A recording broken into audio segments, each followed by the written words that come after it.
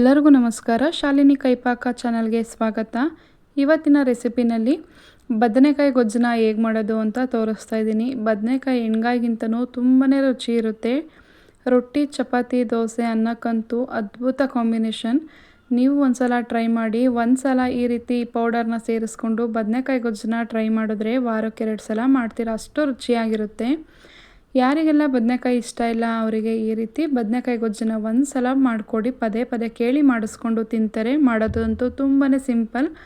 ಬನ್ನಿ ಹೇಗೆ ಮಾಡೋದು ಅಂತ ನೋಡೋಣ. ಅದಕ್ಕಿಂತ ಮುಂಚೆ ದಯವಿಟ್ಟು ನನ್ನ ಚಾನಲ್ನ ಯಾರೆಲ್ಲ ಹೊಸದಾಗಿ ನೋಡ್ತಾ ಇದ್ದೀರಾ ಸಬ್ಸ್ಕ್ರೈಬ್ ಮಾಡಿಕೊಂಡು ಸಪೋರ್ಟ್ ಮಾಡಿ. ಪಕ್ಕದಲ್ಲಿರೋ ಬೆಲ್ಲೈಕನನ್ನು ಪ್ರೆಸ್ ಮಾಡಿ. ಮೊದಲು ಇಲ್ಲಿ ಒಂದು ಪಾತ್ರೆನ ಇಟ್ಕೊಂಡಿದ್ದೀನಿ. ಪಾತ್ರೆ ಚೆನ್ನಾಗಿ ಕಾಯ್ದಾದ್ಮೇಲೆ ಅರ್ಧ ಬೌಲ್ ಆಗೋಷ್ಟು ಕಡಲೆ ಬೀಜನ ಹಾಕ್ಕೊಳ್ತಾ ಇದ್ದೀನಿ. ಕಡಲೆ ಬೀಜ ಒಂದು 1/4% ಫ್ರೈ ಆದಮೇಲೆ 1 ಸ್ಪೂನ್ ಆಗೋಷ್ಟು ಕಡಲೆಬೇಳೆ, 1 ಸ್ಪೂನ್ ಉದ್ದಿನಬೇಳೆ, 10 ಬ್ಯಾಡಗಿ ಮೆಣಸಿನ್ಕಾಯಿನ ಮುರಿದು ಸೇರಿಸ್ಕೊಳ್ತಾ ಇದ್ದೀನಿ. ಎಣ್ಣೆ ಏನೂ ಹಾಕೋಂಗಿಲ್ಲ, ಡ್ರೈ ರೋಸ್ಟ್ ಮಾಡ್ಕೋಬೇಕು. ಈ ರೀತಿ ಡ್ರೈ ರೋಸ್ಟ್ ಮಾಡ್ಕೊಳ್ಳುವಾಗ ಸ್ವಲ್ಪ ಕ್ರಿಸ್ಪಿ ಆಗಬೇಕು ಮೆಣಸಿನ್ಕಾಯಿ. ಆವಾಗ ಸ್ಟವ್ ಆಫ್ ಮಾಡಿಕೊಂಡು ಕೂಲ್ ಆಗೋದಕ್ಕೆ ಬಿಡಬೇಕು. ಇವಾಗ ಈ ಕಡೆ ಅದೇ ಪಾತ್ರೆ ಇಟ್ಕೊಂಡು 3 ರಿಂದ 4 ಸ್ಪೂನ್ ಎಣ್ಣೆ ಹಾಕ್ಕೊಳ್ತಾ ಇದ್ದೀನಿ. ಸಾಸಿವೆ ಜೀರಿಗೆ ಹಾಕ್ಕೊಂಡು ಚಿಟಪಟ ಅಂತ ಸಿಡ್ದೆ ಆದಮೇಲೆ 2 ಒಣಮೆಣಸಿನ್ಕಾಯಿ ಅಥವಾ ಹಸಿಮೆಣಸಿನ್ಕಾಯಿನ ಕಟ್ ಮಾಡಿ ಹಾಕ್ಕೊಂಡು 2 ಕಡ್ಡಿ ಕರಿಬೇವಿನೆಲೆನ ಹಾಕ್ಕೊಂಡು ಫ್ರೈ ಆದಮೇಲೆ 2 ಈರುಳ್ಳಿನ ಹಾಕ್ಕೊಳ್ತಾ ಇದ್ದೀನಿ. ದಪ್ಪ ಸೈಜ್ದಾದರೆ 1, ಚಿಕ್ಕ ಸೈಜ್ದಾದರೆ 2 ಈರುಳ್ಳಿನ ಹಾಕ್ಕೊಂಡು ಈ ರೀತಿ ಉದ್ದಾಗಿ ಕಟ್ ಮಾಡಿ ಹಾಕ್ಕೊಂಡು ಈರುಳ್ಳಿ ಸಾಫ್ಟ್ ಆಗೋವರೆಗೂ ಚೆನ್ನಾಗಿ ಫ್ರೈ ಮಾಡ್ಕೋಬೇಕು. ಸ್ವಲ್ಪ ಹಸಿ ವಾಸನೆ ಹೋಗಿ ಸ್ವಲ್ಪ ಕಲರ್ ಚೇಂಜ್ ಆಗಿ ಹಸಿ ವಾಸನೆ ಹೋಗೋವರೆಗೂ ಸಾಫ್ಟಾಗಿ ಚೆನ್ನಾಗಿ ಫ್ರೈ ಮಾಡ್ಕೋಬೇಕು. ಇವಾಗ ಈರುಳ್ಳಿ ಹಸಿ ವಾಸನೆ ಹೋಗಿ ಚೆನ್ನಾಗಿ ಫ್ರೈ ಆದಮೇಲೆ ಟೊಮೆಟೊನ ಹಾಕ್ಕೊಳ್ತಾ ಇದ್ದೀನಿ.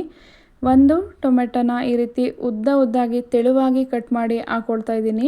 ನಾನು ಈ ರೀತಿ ಕಟ್ ಮಾಡಿ ಹಾಕ್ಕೊಂಡಿದ್ದೀನಿ. ಚಿಕ್ಕದಾಗಿ ಕೂಡ ಕಟ್ ಮಾಡಿ ಹಾಕೋಬೋದು. ಒಂದು ಅರ್ಧ ಫ್ರೈ ಆದಮೇಲೆ ಸ್ವಲ್ಪ ಅರಶಿನ ಮತ್ತು ರುಚಿಗೆ ತಕ್ಕಷ್ಟು ಉಪ್ಪನ್ನ ಹಾಕಿ ಚೆನ್ನಾಗಿ ಒಗ್ಗರಣೆಯಲ್ಲಿ ಟೊಮೆಟೊ ಸಾಫ್ಟಾಗಿ ಟೊಮೆಟೊದಲ್ಲಿರೋವಂಥ ನೀರಿನಂಶ ಎಲ್ಲ ಡ್ರೈ ಆಗಿ ಸುತ್ತ ಎಣ್ಣೆ ಬಿಡೋವರೆಗೂ ಚೆನ್ನಾಗಿ ಫ್ರೈ ಮಾಡ್ಕೋಬೇಕು.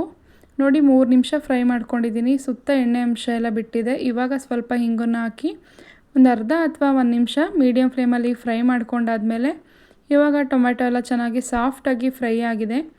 ಇವಾಗ ಈ ಕಡೆ ಬದನೆಕಾಯಿನ ಈ ರೀತಿ ಉದ್ದಾಗಿ ಕಟ್ ಮಾಡಿ ಇಟ್ಕೊಂಡಿದ್ದೀನಿ. ಎಣ್ಗಾಯಿಗೆ ಕಟ್ ಮಾಡ್ತೀವಲ್ಲ ಆ ರೀತಿ ಅಲ್ಲ, ಈ ರೀತಿ ಬದನೆಕಾಯಿ ಗೊಜ್ಜಿಗೆ ಕಟ್ ಮಾಡಿ ಇಟ್ಕೋಬೇಕು. ಬೇಗ ಬೇಯುತ್ತೆ, ಟೇಸ್ಟ್ ಅಂತೂ ಅದ್ಭುತವಾಗಿರುತ್ತೆ. ನೀವು ಒಂದ್ಸಲ ಈ ರೀತಿ ಟ್ರೈ ಮಾಡಿ. ನಾನಿಲ್ಲಿ 250 ಗ್ರಾಮ್ ಆಗೋಷ್ಟು ಬದನೆಕಾಯಿನ ಈ ರೀತಿ ಕಟ್ ಮಾಡಿ ಇಟ್ಕೊಂಡಿದ್ದೀನಿ.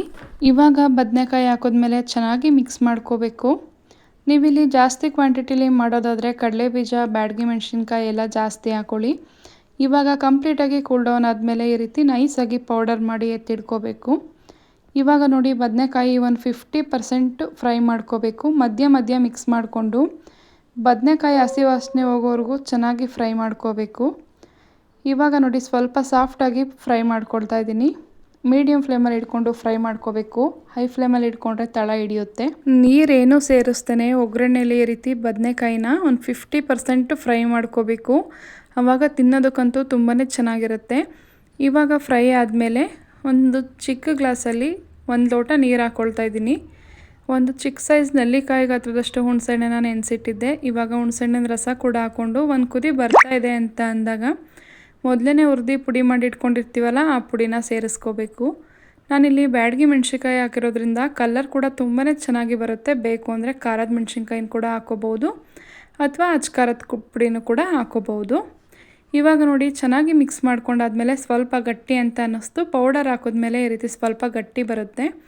ಆವಾಗ ಮತ್ತೆ 1 ಲೋಟ ನೀರನ್ನು ಹಾಕ್ಕೊಳ್ಳಿ. ತುಂಬ ತೆಳುವಾಗಿ ಮಾಡ್ಕೊಳ್ಳೋದಕ್ಕೆ ಹೋಗಬಾರ್ದು, ಟೇಸ್ಟು ಚೆನ್ನಾಗಿರಲ್ಲ. ಈ ಕನ್ಸಿಸ್ಟೆನ್ಸಿಲಿದ್ರೆ ಸಾಕು. ಇವಾಗ ಮುಚ್ಚಳ ಮುಚ್ಚಿ ಒಂದು 5 ನಿಮಿಷ ಫ್ರೈ ಮಾಡ್ಕೋಬೇಕು.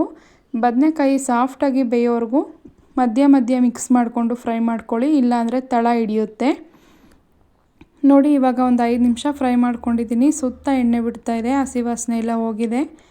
ಇವಾಗ ಸ್ಟವ್ ಆಫ್ ಮಾಡಿಕೊಂಡು ಕೊತ್ತಂಬರಿ ಸೊಪ್ಪು ಉದುರಿಸ್ಕೊಂಡ್ರೆ ತುಂಬಾ ಟೇಸ್ಟಿಯಾಗಿರೋಂಥ ಬದನೆಕಾಯಿ ಗೊಜ್ಜು ಚಪಾತಿ, ಅನ್ನ, ರೊಟ್ಟಿ, ದೋಸೆ ಜೊತೆ ರೆಡಿ. ತಪ್ಪದೆ ನೀವು ಒಂದ್ಸಲ ನಿಮ್ಮ ಮನೇಲಿ ಈ ರೆಸಿಪಿನ ಟ್ರೈ ಮಾಡಿ. ಟೇಸ್ಟ್ ಹೇಗೆ ಬಂತು ಅಂತ ಕಮೆಂಟ್ ಮಾಡೋದನ್ನು ಮರಿಬೇಡಿ. ವಿಡಿಯೋ ಇಷ್ಟ ಆಗಿದ್ರೆ ಒಂದು ಲೈಕ್ ಮಾಡಿ, ಸಬ್ಸ್ಕ್ರೈಬ್ ಮಾಡ್ಕೊಳ್ಳಿ.